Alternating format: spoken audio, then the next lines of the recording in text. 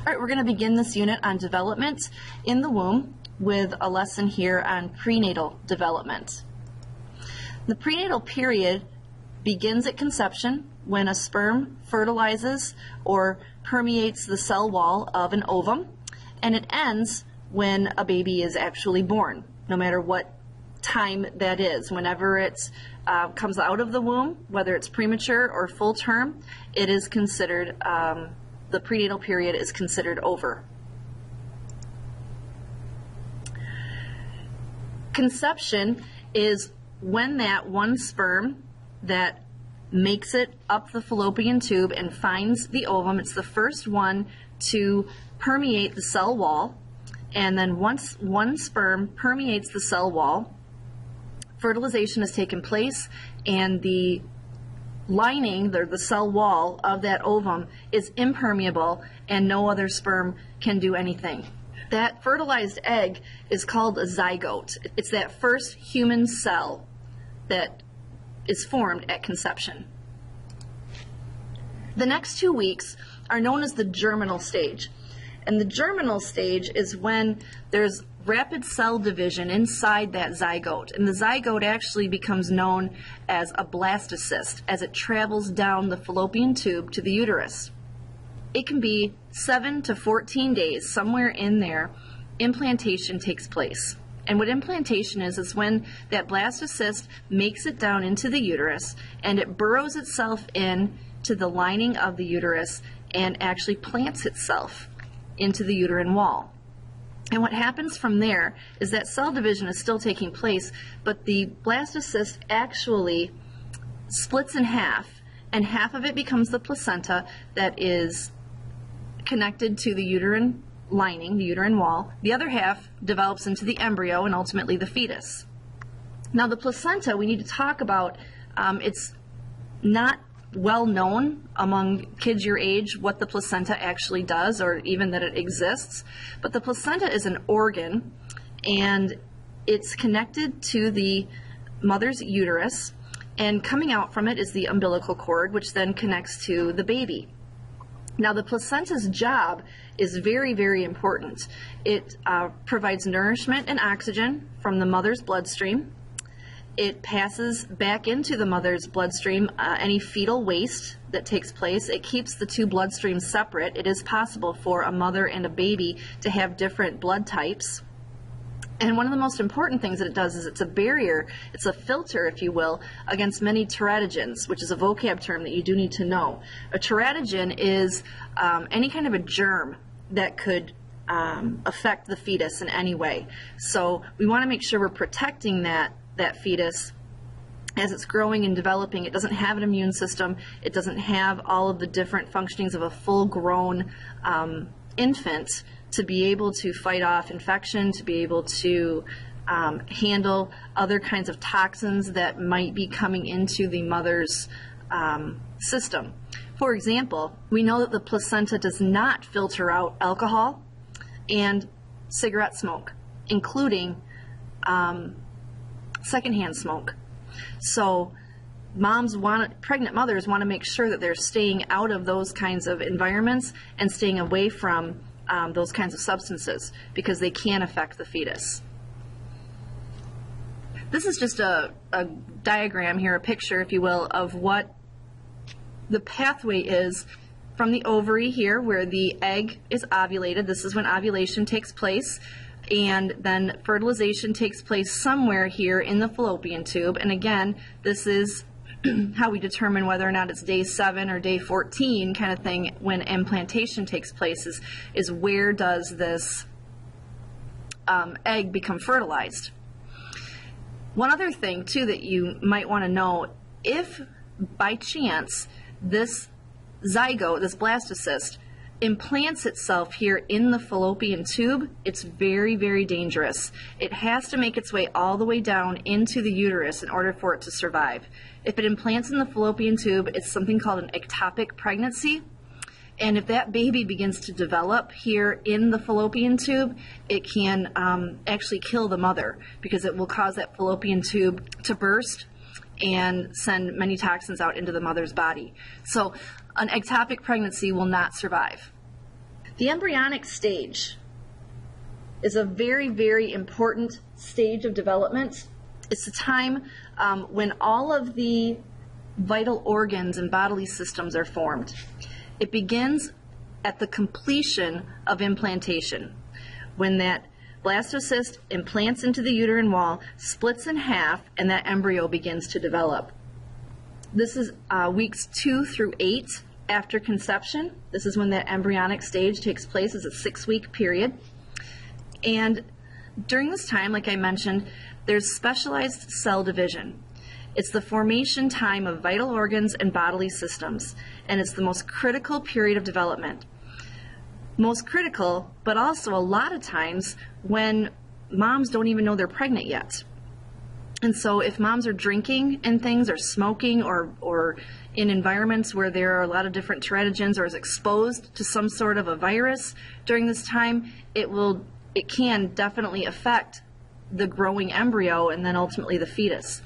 During this embryonic stage is when most miscarriages take place. There are some moms who don't even know they're miscarrying. They just think they're having a heavy period because they never knew they were pregnant to begin with. The fetal stage is the longest stage of development, and really all that's happening here is that all of the bodily systems, the organs, everything that were formed during the embryonic period are just growing. By week 8, at the end of that embryonic period, that embryo, which now becomes a fetus, has every working system that it's ever going to have. Okay? All that happens for the next 30 weeks is that it grows. It gets bigger and it gets stronger. This is a picture, an ultrasound picture of my son Michael at about 20 weeks gestation, which would be about halfway through my pregnancy with him. And in this you can see, he's growing, but you can see his spinal column here. You can see his nose. Go up a second. You can see his nose here. You can see his lips, his chin, his jaw. You can even kind of see his ear, but I want you to look here inside, and you can see parts of his brain in here. This area right here, if I'm not mistaken, that is his corpus callosum, the part of the brain that separates the two hemispheres, and we learned that in our biology unit. So that's pretty amazing at halfway through the pregnancy, and all he's going to do is get bigger from here. During this time also is a critical developmental period for the central nervous system, the brain especially, and during this time we still want to make sure that we're not exposing ourselves as mothers to the different teratogens that are out there. We want to make sure that we are protecting that growing fetus throughout the entire pregnancy. Although there are different times that things are more critical than others, we still want to make sure that we are protecting that fetus. The age of viability is a term that refers to the prenatal age at which a fetus can survive outside of the womb if it's born prematurely. Around 26 to 28 weeks after conception, infants have an 85% survival rate. This is about in the 6.5 to 7th month. Okay, if a baby is born prematurely, 2 months early, they have an 85% survival rate. Some environmental factors, and I have kind of mentioned these things already a little bit. We want to make sure that pregnant mothers are getting the correct nutrition that they need, because again, they are housing a growing human being, okay, during all these critical periods. And we want to make sure that we're eating the right foods, that we're staying away from things that could be dangerous, harmful, and eating foods that are nutritious to the baby and giving the baby the essential vitamins and minerals and things like that. Drug use. Obviously, we want to stay away from any drugs because the placenta does not filter those things out. Tobacco and secondhand smoke, like I mentioned, can be harmful. We've actually found a small link between smoking during pregnancy and ADHD. Alcohol, we know, is a huge thing. Fetal alcohol syndrome is a form of cognitive impairment that is simply the result of mom drinking while she was pregnant. There are other substances, you've heard of crack babies and things like that. Those drugs do pass through the placenta and they become a part of the embryo and fetus's bloodstream, and it affects them in very similar ways, only more harmful than it would to an adult. Illnesses that the mom contracts during pregnancy, the fetus's immune system actually develops very late in the fetal stage. So the only protection that that fetus has is the placenta. And there are certain diseases that can cross over the placenta. German measles is one of them, and there are some others. But it depends on when the mother contracts the illness during pregnancy as to whether or not that's going to be a critical factor. If she contracts this virus or this bacteria or whatever the illness is during one of the critical periods, then that's when it can be detrimental. And finally, health care. Getting the proper health care during pregnancy is very, very important to make sure the baby's developing at the right rate and that sort of thing. There's a very high correlation between mothers who don't get health care and low birth weight babies who don't go full term, or babies who don't put on as much body fat, body weight as they could be putting on. And we're not sure what other factors could be playing into that, whether it's a poverty environment or whatever, but those moms who don't get proper health care, we have that correlation. The time of birth. Yes, I know that you're all totally petrified of this, okay, but it will happen and it will be okay and you will survive. But at birth, this is my Michael, by the way. He was very sad to come out of the womb. He really wanted to stay in that warm environment. It's pretty chilly out here. But babies are born with innate reflexes. Some of those innate reflexes are the rooting reflex. The rooting reflex is when you touch the cheek of a baby and stroke his cheek. The baby will open his mouth and turn to that side where you've stroked his cheek. And he's going to search for a nipple of some sort, whether it's a bottle or mom's breast or whatever, and is going to try to latch on and suck. It's just a reflex he has that when he feels that on his cheek, that he'll turn in that direction and begin to suck. Babies are born with the innate reflex to withdraw their limbs to escape pain. And also, if you were to, and I don't recommend this, please, but if you were to place a cloth over the face of a baby, a newborn baby, and that interferes with their breathing, they're going to turn their head from side to side and swipe at the cloth to try to get that cloth off of their face. It's a survival reflex. And finally, one that you may have heard of is called the Babinski reflex. And this is the toe curl reflex. If you run your fingernail along the bottom of a baby's foot, a newborn baby, and you run it from the heel to the toes should curl in when you do that to their feet. And after a few days, that goes away. Babies prefer the sound of a human voice. When they hear a human voice, they turn their head in that direction. They gaze longer at face-like images. They prefer to look at objects that are 8 to 12 inches away. They're able to focus on objects that are 8 to 12 inches away, which interestingly is the same distance from the mother's breast to the mother's face. So when a mom is nursing and that distance, okay, the baby can focus on mom's face as well. The other thing I failed to mention is that they prefer mom's voice, and we heard that in the video, the TED Talk that we watched, that they prefer mom's voice because they recognize it from the womb. They know mom's voice, it's familiar to them, and they prefer that. It calms them, actually.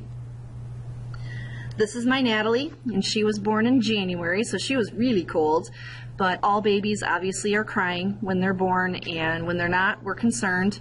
And so this is my Natalie, and we were glad when she was crying because it took her a little while. Babies, I already mentioned, like to look at objects 8 to 12 inches away. They can focus on those. But they also prefer black and white contrast. Babies don't see color very well. So when you go and you decorate your baby's room with all these pastels and things like that, they can't see those things really until they get a lot older. And so they prefer anything that they can see the edge of, any contrast that's a dark color. So you'll see a lot of mobiles now that are black and white and swirls and polka dots and things like that, because babies will gaze at those things longer than something that's pastel or light or doesn't have any contrast. And then finally, babies very quickly, like within a day or two, learn and they actually prefer mom's smell. Now, I don't mean that as in like an odor, but every person has their own smell to them. And babies recognize that, and eventually they'll recognize, dad's smell and things like that. And so they quickly learn mom's smell because she's the one that often is the one feeding them and that sort of a thing. And that's where a lot of that bonding takes place. And so then when they smell mom, they know that they're safe, and that's where they find comfort. All right, I just wanted to show you some pictures here. This is a developing fetus, okay? You can see some of the spinal column here developing. You can see arm buds coming out here. This is obviously going to be where the head is located. A lot of students always ask me, do babies have a tail? And they do at the beginning. They really do, and here it is. And then it winds up forming the two legs. This is at the 7th week after conception, and you can see different body parts here growing on the inside. You can see the umbilical cord here. You can see the eyes. I know it looks a little creepy, but there's no fat on it, and that's why it looks creepy.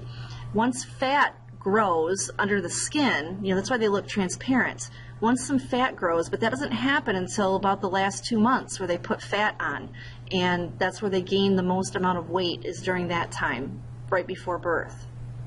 This is my Michael. You saw another 3D image of him, but this is a 4D ultrasound. This is in real time, and I know he looks super creepy, but I'm just going to show you a couple things that we can see. This is obviously his face, his nose, his mouth, eyes, and this is his arm here. His elbow is here with his hand up by the side of his head. I have another picture here. All right, this is one. He's got both hands up by his ears. This is his arm, elbow here. His face, again, you can see the forehead, the eyes. This one I put in here because I wanted you to see the fingers. You can see his fingers here. I know the face looks really creepy. I'm not sure how this is, but it looks like a foot, but I'm not sure. But this is what I want you to see, the umbilical cord, okay? He's playing with the umbilical cord in this picture. He's holding onto it, he's grasping onto it, and that's a really good thing for them to be doing. They're moving and practicing those muscle movements. And if you think about a baby when they're born, what do? If you put their finger in their hand, they grasp onto it. And then a profile picture of Natalie. This is my Natalie, a couple weeks later than the pictures you saw of Michael, so she's a little bit bigger, but you can see her profile here, and the eyes are closed. You can see the fingers, or I'm sorry, the hand and the bones here in the arm. Now this is Natalie at 32 weeks, okay? She's about 6 weeks from being born. So we can't get a good picture. She's so big, we can't get a good picture of the whole body. So this is just her face. Okay, it's a profile of her face.